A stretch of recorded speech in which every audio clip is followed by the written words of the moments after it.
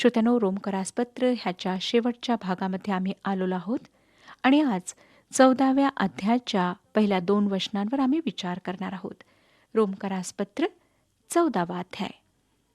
कुमकुवत विश्वासणाऱ्यांबरोबरचे संबंध, आमचा व्यवहार कसा असायला हवा ह्याविषयी ह्या अध्यायात आम्ही अभ्यासणार आहोत. ह्याला आपण वर्तणुकीचे तत्वसुद्धा म्हणू शकतो. हे प्रकरण अर्थात हा अध्याय आपल्याला नवीन भागाकडे घेऊन येत आहे. या अध्यायाद्वारे आपण रोमकरासपत्र ह्या पुस्तकाच्या शेवटच्या भागाकडे येत आहोत. हे देवाच्या लेकरांचे वियोगीकरण आहे. वियोग ह्या शब्दावरून आपल्याला काय समजून येतं? श्रोत्यानो, अगदी खरे सांगायचे म्हणजे वियोग आणि समर्पण ह्याविषयी सांगून सांगून मी थकले आहे. कारण ख्रिस्ती लोक हे खऱ्या अर्थाने देवाकरिता वेगळे झालेले नाहीत. त्यांनी पूर्णपणे देवाला स्वतःचे समर्पणही केलेले नाही. आम्हाला दिसून येतो की अनेक लोक अशा प्रकारचं जीवन व्यतीत करीत आहेत की जे अगदी नावाकरीत आहे. खऱ्या अर्थाने ते ख्रिस्ती जीवन जगत नाहीत. ख्रिस्ती वर्तणुकीचे 2 क्षेत्र आहेत. पहिल्या क्षेत्रात पवित्र शास्त्र बायबल फार स्पष्ट आहे, ज्याविषयी आम्ही आधीच्या अध्यायात पाहिले. ख्रिस्ती लोकांचे राष्ट्राकरिता अधीन राहणे एक कर्तव्य आहे. त्यांनी राजाचे नियम पाळले पाहिजेत. त्यांनी कर भरले पाहिजेत. त्यांनी दुसऱ्यांना आदर दाखविला पाहिजे आणि त्यांनी अधिकाऱ्यांचे आज्ञापालन केले पाहिजे. त्याचप्रमाणे 13व्या प्रकरणात आपल्या शेजाऱ्याबरोबर आपले वर्तन कसे असावे ह्या संबंधाने आम्ही पाहिले श्रोत्यानो, की कशा प्रकारे बिल आणि कर आम्ही दिला पाहिजे. आम्ही व्यभिचार करू नये, खून करू नये, चोरी करू नये, खोटी साक्ष देऊ नये, कोणावर दोष लावू नये. खरे पाहिले असता आम्ही आपल्या शेजाऱ्यांवर स्वतःप्रमाणे प्रीती केली पाहिजे. विश्वासणारा हा प्रामाणिक असला पाहिजे. तो विषय विलास किंवा चैनबाजीत राहणारा नसावा, मद्यपी नसावा, मत्सर करणारा नसावा. पवित्र शास्त्र आम्हाला ह्या सर्व गोष्टींसंबंधाने अगदी स्पष्टपणे सांगते. त्याचप्रमाणे ख्रिस्ती लोकांच्या वर्तणुकीचा दुसरा भाग सुद्धा आम्हाला पाहायला मिळतो. तरीही पवित्र शास्त्रात त्याच्या संबंधाने अधिक स्पष्टपणे सांगण्यात आलेले नाही. मला 2 गोष्टींचा उल्लेख तुमच्या समोर करावासा वाटतो. पहिली गोष्ट तंबाखूचा उपयोग आणि दुसरी एकत्र आंघोळ करणे किंवा पोहणे. आज ह्या गोष्टी अगदी सर्रासपणे होत आहेत. परंतु काय परमेश्वराच्या दृष्टिकोनातून ह्या गोष्टी योग्य आहेत?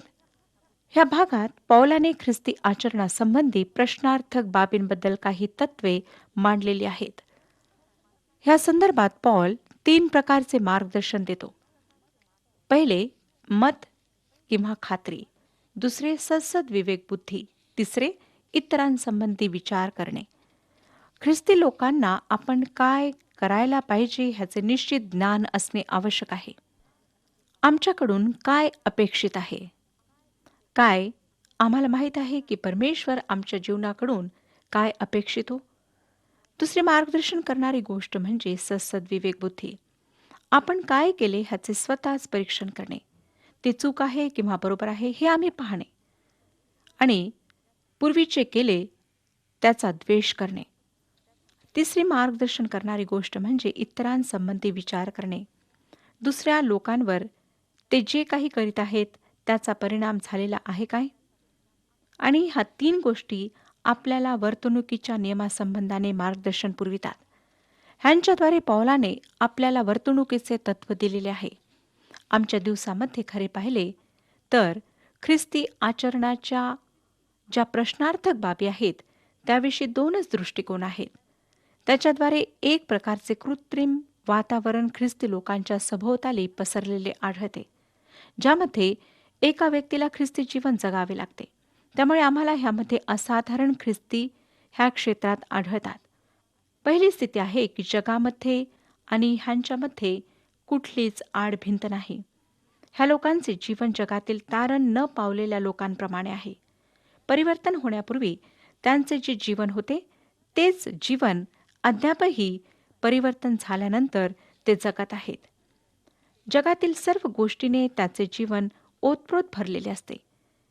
ज्या ठिकाणी जगातील इतर लोक जातात त्या सर्व ठिकाणी हे लोक सुद्धा जात असतात. ते त्या ठिकाणी आपला वेळ आणि शक्ती विनाकारण वाया घालवतात, ज्यापासून काहीही आध्यात्मिक लाभ होऊ शकत नाही. आणि पवित्र शास्त्रातील असे पुष्कळसे भाग आहे श्रोत्यानो, की ज्यांचा अर्थ अद्याप ह्या लोकांना अजिबात समजलेला नाही. आता आपण फिलिप्पियरास पत्र 3 अध्याय 17, 18 आणि 19 वचने वाचूया. फिलिप्पियरास पत्र 3 अध्याय 17, 18 आणि 19 वचने. बंधूंनो, तुम्ही सर्वजण माझे अनुकारी व्हा आणि आम्ही तुम्हाला कित्ता घालून दिल्याप्रमाणे जे चालतात त्यांच्याकडे लक्ष द्या. कारण मी तुम्हाला पुष्कळ वेळा सांगितले व आताही रडत सांगतो की पुष्कळ जण असे चालतात की ते ख्रिस्ताच्या वधस्तंभाचे वैरी आहेत. नाश हा त्यांचा शेवट, पोट हे त्यांचे दैवत आणि निर्लज्जपणा हे त्यांचे भूषण आहे. त्यांचे चित्त ऐहिक गोष्टीत असते. दुसऱ्या प्रकारचे लोक असे आहेत की जे जगातील गोष्टींमध्ये भाग घेत नाहीत, तरी ते सुद्धा तितकेच जगेक आहेत. ते मद्यपान करीत नाहीत किंवा दारू पित नाहीत, परंतु गळ्याला येऊपर्यंत आधारशाप्रमाणे खातात. ते खरोखर जरुरीपेक्षा जास्त खातात. ते सर्वजण जरुरीपेक्षा जास्त बोलतात आणि ते सर्वजण मोठमोठ्या गोष्टींविषयी बडबड करीत असतात. ते स्वतः प्रश्नार्थक गोष्टी सांगत असतात. मला पुन्हा पौलाने फिलिप्पियरास लिहिलेल्या पत्रातील मजकुरातून काही संदर्भ घ्यावयाचा आहे. फिलिप्पियरास पत्र 4 अध्याय आणि 8व्या वचनात तो लिहितो, बंधूंनो, शेवटी इतके सांगतो की जे काही सत्य, जे काही आदरणीय, जे काही न्याय, जे काही शुद्ध, जे काही प्रशंसनीय, जे काही श्रवणीय, जो काही सद्गुण, जे काही स्तुती, त्यांचे मनन करा. माझ्या प्रिय श्रोत्यानो, तुम्हाला असं वाटतं का की तुमच्या जीवनावर तुमच्या वर्तणुकीचा परिणाम हा थोड्याफार दिवसांनी पाहायला मिळेल? जे तुम्ही करणार त्याचाच विचार सतत तुमच्या डोक्यात असतो काय? माझ्या असे पाहण्यात आले आहे की पुष्कळ ख्रिस्ती लोक त्या परीक्षेत पडण्याच्या बऱ्याच आधीपासून त्याविषयी सतत विचार करीत असतात. पौलाला सुद्धा हाच प्रश्न पडलेला आहे की त्यांना ख्रिस्ती लोक म्हणावे किंवा ख्रिस्ती लोक म्हणू नये, कारण ते जगातील लोकांप्रमाणेच राहतात. दुसऱ्या प्रकारचा वर्ग अगदी विरुद्ध दिशेने जाणारा वर्ग आहे. त्यांनी ख्रिस्ती जीवनाला असंख्य अशा नकारार्थी गोष्टींनी कमी केले आहे. त्यामुळे पौलाने कलस्से येथील विश्वासणाऱ्यांना ताकीद देऊन सांगितले की स्पर्श करू नका, चव घेऊ नका, हात लावू नका, अशा प्रकारची जे शिकवण देतात त्यांच्यापासून तुम्ही दूर राहा. त्याने त्यांना सावधान केले, जेणेकरून चुकीच्या शिकवणुकीमध्ये त्यांनी फसू नये. कलसेकरास पत्र 2 अध्याय 21 वचन पहा काय सांगतं. म्हणजे हाती धरू नको, चाखू नको, स्पर्श करू नको, अशा प्रकारचे उपभोगने नष्ट होणाऱ्या वस्तूंविषयी माणसांच्या आज्ञांचे व शिक्षणाचे विधी आहेत त्यांच्या स्वाधीन का होता? हे लोक कृपेद्वारे प्राप्त तारणाचा आनंद आणि मोशेच्या नियमशास्त्रातून सुटका ह्याचा आनंद उपभोगीत होते. तरी ते ताबडतोब नवीन 10 आज्ञांची स्थापना करीत होते. किंबहुना त्याच्या दुप्पट आज्ञांची स्थापना करून ते पाळण्याचा प्रयत्न करीत होते. ते फक्त स्वतःभोवतीच केंद्रित राहत होते. ते निंदाखोर आणि गर्विष्ठ होते. अशा विश्वासणाऱ्यांच्या जीवनाला पॉल दुर्बळ असे म्हणतो. विश्वासात जे दुर्बळ आहे असे लोक तो ह्यांना समजतो. अशा प्रकारचे लोक हे अलग झालेले असतात, परंतु पूर्णपणे नाही. मला माहीत आहे की बरेच ख्रिस्ती लोक गोंधळलेल्या अवस्थेत आहेत, ज्यांना पौलाच्या ह्या प्रकरणातील संदेशाद्वारे जो ह्या अध्यायात आहे मदत मिळणार आहे. 14वा अध्याय 1 वचन वाचूया. जो विश्वासाने दुर्बळ आहे त्याला जवळ करा, पण शंका कुशंकांचा निर्णय लावण्याकरिता करू नका.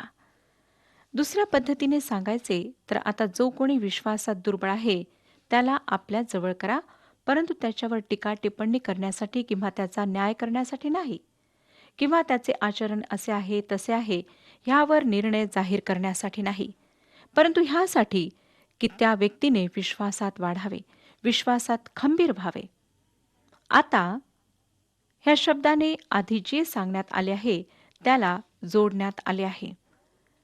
श्रोत्यानो, जर एखादी व्यक्ती विश्वासात दुर्बळ आहे ह्याचा अर्थ असा नाही की कोणी शुभवर्तमानाच्या महान सत्यावर विश्वास करण्यात दुर्बळ आहे. ह्याचा अर्थ असा नाही की त्याला हे माहीत नाही की आचरण कसे करायला हवे. हे कथन विश्वासाच्या अव्यवहारिक गोष्टींच्या संदर्भात आहे. तो म्हणतो की तर अशा लोकांना तुम्ही आपल्या जवळ करा. विश्वासणाऱ्यांनी त्याला उघड्या बाहूने आपल्या जवळ येण्यास परवानगी द्यायला हवी. कदाचित आपण बऱ्याच गोष्टींमध्ये त्या व्यक्तीशी सहमत होणार नाही, परंतु जर ती व्यक्ती येशू ख्रिस्तावर विश्वास ठेवणारी आहे, तर आपल्याला त्याला स्वीकारावेच लागेल आणि त्या गोष्टी शिकवाव्या लागतील. त्या गोष्टींमध्ये त्या व्यक्तीचे मार्गदर्शन करावे लागेल, ज्या गोष्टी विश्वासाशी संबंधित आहेत. श्रोत्यानो, अशा व्यक्तीला ह्यासाठी स्वीकारायचे नाही की ज्या प्रश्नार्थक बाबी आहेत त्याविषयी वादविवाद करावा. एका ख्रिस्ती गटाने दुसऱ्या गटातील ख्रिस्ती लोकांवर टीका टिप्पणी करण्यास एकत्र येऊ नये. काही गोष्टी अशा असतात की ज्यांचा वचनात उघडपणे विरोध करण्यात आलेला नाही, परंतु काही विश्वासी लोक स्वतःला ह्या गोष्टींपासून विभक्त करतात आणि जर त्यांना त्या गोष्टी करायच्याच आहेत तर ते पूर्णपणे त्यांच्यावर अवलंबून आहे. तो त्यांचा व्यक्तिगत प्रश्न आहे. ह्या गोष्टी विश्वासणाऱ्यांना एकमेकांपासून अलग करण्याकरिता नाहीत. पुष्कदा अशा गोष्टी आमच्यामध्ये मतभेद निर्माण करतात आणि आम्ही एकमेकांपासून अलिप्त राहायला लागतो, परंतु परमेश्वराची तशी इच्छा नाही. स्कॉफिल्ड ह्या संदर्भात पवित्र शास्त्राचा आधार घेतात आणि ते ह्या वचनाच्या संदर्भात असे सांगतात, मंडळीला कोणत्याही प्रकारचा अधिकार देण्यात आलेला नाही की ज्या गोष्टींना पवित्र वचनात उघडपणे विरोध करण्यात आलेला नाही त्या बाबतीत त्यांनी एखाद्या व्यक्तीला प्रश्न विचारावेत किंवा त्या व्यक्तीच्या खाजगी जीवनासंबंधी प्रश्न विचारून त्या व्यक्तीला लज्जित करावे. दुसरं वचन पहा, 14वा अध्याय 2रं वचन. एखाद्याचा विश्वास असा असतो की त्याला कसलेही खाद्य चालते, परंतु दुर्बळ शाक भाजीच खातो. जे मंडळांमध्ये फूट पाडण्याचा प्रयत्न करतात अशा लोकांना ह्या वचनाच्या द्वारे दुःख होण्याची शक्यता आहे. जो विश्वासात दृढ आहे, खंबीर आहे, तो सर्व काही खातो, परंतु जो विश्वासात दुर्बळ आहे तो मात्र शाकभाजीच खातो. जे विश्वासात मजबूत असतात त्यांना माहीत असते की येशू ख्रिस्ताने सर्व प्रकारचे अन्न शुद्ध ठरवले आहे. मार्क शुभवर्तमान 7वा अध्याय आणि 19व्या वचनात त्याने म्हटले, कारण ते त्याच्या अंतकरणात नव्हे तर त्याच्या पोटात जाते व शौच कूपातून बाहेर पडते. अशा रीतीने त्याने सर्व प्रकारचे अन्न शुद्ध ठरवले. परमेश्वराने सर्व काही खाण्यास आम्हाला परवानगी दिलेली आहे. उत्पत्तीचे पुस्तक 9वा अध्याय आणि 3रं वचन सांगतं, सर्व संचार करणारे प्राणी तुमचे अन्न होतील. वनस्पती ज्याप्रमाणे तुम्हास दिली होती त्याप्रमाणे सर्व काही आता तुम्हास देतो. श्रोत्यानो, इस्रायल राष्ट्राकरिता देवाने शुद्ध आणि अशुद्ध ह्यातील फरक सांगितला, परंतु विश्वासणाऱ्यांना माहीत असले पाहिजे की ते त्यांना लागू होत नाही. करिंथेतील मंडळीला प्रेषित पौल करिंथकरास पहिले पत्र 8वा अध्याय आणि 8व्या वचनात लिहितो. करिंथकरास पहिले पत्र 8वा अध्याय आणि 8वे वचन. देवापुढे आपली योग्यता अन्नाने ठरत नाही. न खाण्याने आपण कमी होत नाही आणि खाण्याने आपण अधिक होत नाही. पेत्राने ह्याचे एक उदाहरण जेव्हा तो शिमोनाच्या घरी यापो ह्या ठिकाणी गेला त्यावेळचे सांगितलेले आहे. प्रेषितांची कृत्ये 10वा अध्याय 9 ते 16 वचने सांगतात. प्रेषितांची कृत्ये 10वा अध्याय 9 पासून 16 वचने. ते दुसऱ्या दिवशी वाटेवर असता गावाजवळ येत आहेत. तो 2 प्रहरच्या सुमारास पेत्र प्रार्थना करावयास धाब्यावर गेला. तेव्हा त्याला भूक लागून काही खावेसे वाटले आणि जेवणाची तयारी होत आहे इतक्यात त्याचे देहभान सुटले. तेव्हा आकाश उघडलेले व मोठ्या चांदव्यासारखे 4 कोपरे धरून सोडलेले एक पात्र पृथ्वीवर उतरत आहे असा दृष्टांत त्याला झाला. त्यात पृथ्वीवरील सर्व चतुष्पाद, सरपटणारे जीव व आकाशातील पाखरे होती. मग त्याने अशी वाणी ऐकली की पेत्रा, उठ, मारून खा. पेत्र म्हणाला, नको नको प्रभू, कारण निषिद्ध आणि अशुद्ध असे काही मी कधीही खाल्ले नाही. मग दुसऱ्यांदा अशी वाणी झाली की देवाने जे शुद्ध केले आहे ते तू निषिद्ध मानू नको. असे 3 वेळा झाले आणि लागलेच ते पात्र आकाशात वर घेतले गेले. पवित्र आत्म्याने पेत्राला सांगितले, मग दुसऱ्यांदा अशी वाणी झाली की देवाने जे शुद्ध केले आहे ते तू निषिद्ध मानू नकोस. श्रोत्यानो, पेत्राला ह्याचा अभिमान होता की त्याने अद्यापही कुठलीही अशुद्ध वस्तू खाल्लेली नाही. तो अलग केलेला होता आणि त्याचा त्याला अभिमान होता, गर्व होता आणि त्याला असं वाटत होतं की मी खरोखर परमेश्वराच्या नियमाप्रमाणे चालणारा व्यक्ती आहे. परंतु परमेश्वराने ह्या दृष्टांताच्याद्वारे त्याला दाखवून दिले की जे मी शुद्ध केले आहे ते तू निषिद्ध मानू नको.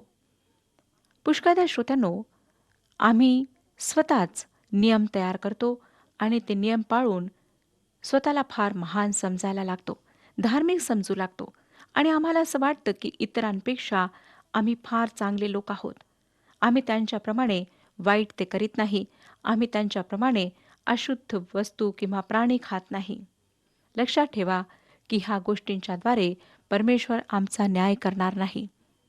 परमेश्वर फार स्पष्टपणे ह्या वचनांच्याद्वारे सांगत आहे की परमेश्वराने सर्व काही मानवाकरिता निर्माण केलेलं आहे आणि परमेश्वराची इच्छा आहे की सर्व गोष्टींच्याद्वारे त्याचे गौरव व्हावे, त्याचे नाव उंचावल्या जावे.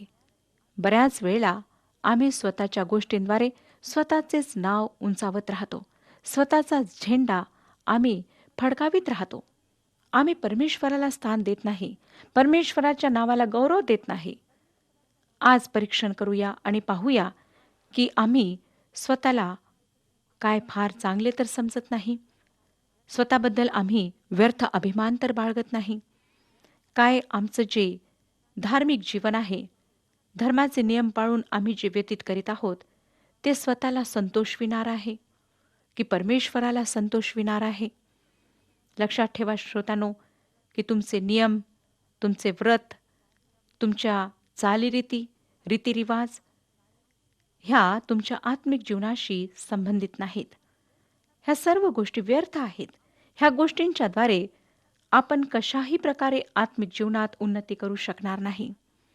उन्नती करण्याकरिता आपला आणि परमेश्वराचा संबंध येशू ख्रिस्ताच्याद्वारे स्थापित व्हायला हवा.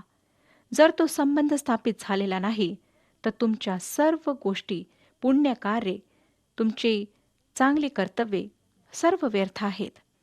पहिल्यांदा येशू ख्रिस्ताच्याद्वारे परमेश्वराशी आपला संबंध स्थापित करा.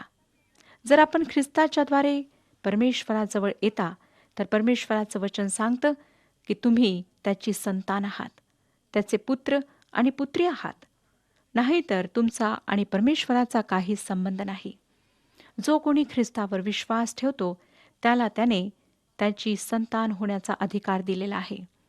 श्रोत्यानो, परमेश्वर प्रत्येक मानवावर प्रीती करतो आणि त्याची हीच इच्छा आहे की येशू ख्रिस्तावर विश्वास करून प्रत्येकाने सार्वकालिक जीवनाचे आश्वासन प्राप्त करावे.